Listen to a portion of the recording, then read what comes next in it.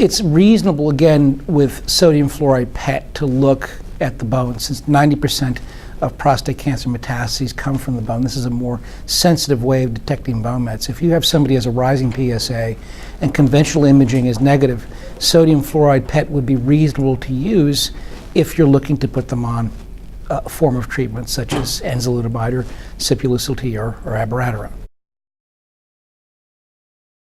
Some of these are not yet ready for prime time. MRI fusion biopsy techniques, along when you're fusing the MRI results, this is called Artemis, along with ultrasound, that's actually helping us detect prostate cancer and localized biopsies.